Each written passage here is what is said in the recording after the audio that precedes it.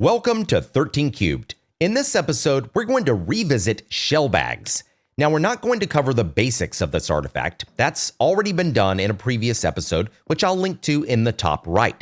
And ShellBags are covered in great detail in the 13 Cubed training course, Investigating Windows Endpoints, which, by the way, is the sponsor of this episode.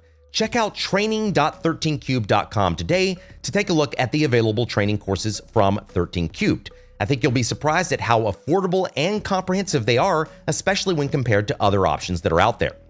The purpose of this episode is to talk more about some important changes to ShellBags that were introduced in the September 26, 2023 Windows 11 configuration update. So what changed with this update? Well, a lot. But for our purposes, the thing we're focusing on is this. This update adds native support for reading additional archive file formats using the libarchive open source project, such as 7z, rar, tar, tar.gz, tgz, and the list goes on and on. Now, of course, for many years, we've had the ability to natively interact with zip files in Windows without the need for a third-party tool. As a refresher, ShellBags keeps track of folders, not files, but zip files were a notable exception because they were treated like folders within Windows Explorer. For example, you could open a zip archive with Windows Explorer and browse it as if it were a normal folder. You could change the view, sorting, and other options, and ShellBags would happily keep track of that window configuration just as it would a normal folder. So you probably see where I'm going with this. The question is, does ShellBags now also track these other file formats? Well, that's exactly what we're going to find out. Let's jump over to a Windows 11 box with this configuration update installed and see what happens when we interact with a 7z, rar, tar, tar.gz, and tgz file. Okay, we're on our Windows 11 box, and I do have the September 26, 2023 update installed. As I'm recording this, this is Windows 11 version 22H2.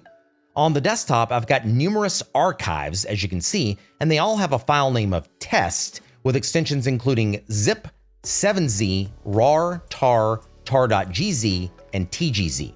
These are the archives with which we'll be testing. The first thing you need to keep in mind is that I have not yet double-clicked on any of these archives to explore the contents with Windows Explorer, so keep that in mind.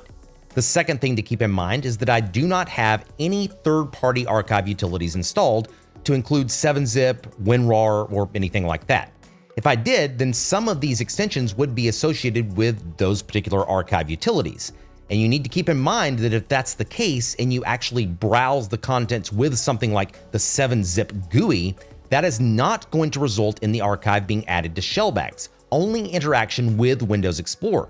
If you did have a third-party utility installed, you could right-click and choose Open with Windows Explorer. Again, that's the default here. But if you have another third-party utility installed and it takes over those particular extensions, just keep that in mind. Those file names are not going to end up in ShellBags. Okay, with that being the case, and the fact that I haven't double-clicked on any of these to explore them yet, none of these files should be in ShellBags, right? Well, let's verify that. We'll go ahead and go into Tools, and then we'll drill down into Zimmerman, Net6, we'll go into ShellBags Explorer, and the first thing I want to show you is that ShellBags Explorer can actually open ShellBags from the live system. So it's not like you have to use Cape to go after the registry hives in which you would find ShellBags. And by the way, pop quiz. What are those registry hives? Where would you look to find ShellBags? Well, the answer is both ntuser.dat and USR class or userclass.dat. Both of those are going to contain ShellBags related information. Most of the information is going to be in userclass.dat, but items on the desktop, including what we have in our example here with these test.archives, are going to be stored within ntuser.dat. Okay, if you go over to the File menu, you'll notice that there's an option that says Load Active Registry. However, this is not going to work. And the reason why is because I did not load ShellBags Explorer with administrative rights. And notice it says right here, error loading live registry, administrator rights missing. So I did want to show you that so you can see what it looks like when it goes wrong. Let's go ahead and exit this, and this time what we'll do is load ShellBags Explorer as administrator by choosing Run as administrator. And then we'll try to do the same thing again by telling the utility to parse ShellBags from the live system. So once this loads up, we're going to go back up to the File menu and choose Load Active Registry. So right here is File, then we'll choose Load Active Registry, and after a few seconds, we should get a window that pops up telling us what it's been able to parse. Notice that it took less than 2 seconds, and we do have some data here. I'll go ahead and press OK to close this.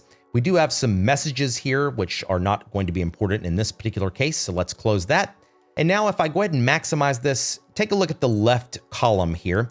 Notice that we have desktop, and we do see some zip files here, like image.zip and minictf.zip, but we do not see test.zip or test.any of those other archive formats, right? And that makes sense because I have not yet explored them with Windows Explorer. So let's test our hypothesis. We think that these things should show up in ShellBags since they are associated with Windows Explorer now. So I'll double click on test.zip, which we know should work because that's been the case for years. And within it, we see test.pdf. Okay, let's do the same thing for test.7z. There's test.pdf again. We'll do the same for test.rar. We'll do the same for test.tar. Now let's move on to test.tar.gz. And then lastly, test.tgz. And there we go. So first off, the cool thing is this does indeed work, and we do have native support built into Windows Explorer for these archive formats. That in and of itself is cool. Okay, now let's go ahead and go back into ShellBags Explorer. So we'll go over to Tools, then we'll go over to Zimmerman, Net6, and then we'll go down to ShellBags Explorer. And here we are again with the ShellBags Explorer.exe binary. We'll need to right click on this, and then we'll need to choose Run as Administrator. So let's go ahead and do that. And now we should be able to once again parse the ShellBags from the live system by going up to the File menu and choosing Load Active Registry. So let's do exactly that. And now after a few seconds, we should have some information here. Okay, so let's go ahead and maximize this and take a look at the leftmost column again. And what do you see here? Test.zip, .7z, .rar, .tar, .tar.gz, and .tgz. So it did indeed work. And for each of these, notice down here in the summary information, we do have all of the details that you would expect to see, including those target timestamps and the first interacted with timestamp right here. So this is going to be extremely valuable. So I guess the question is, why do we care about any of this? Well, think about the capabilities, because what we're doing here is we're integrating something that once required a third-party tool directly into the operating system itself. This means that in the future, when this is more widespread and just about everyone is running a version of Windows that supports this kind of capability, that means that we are very likely to see threat actors leverage that built-in functionality.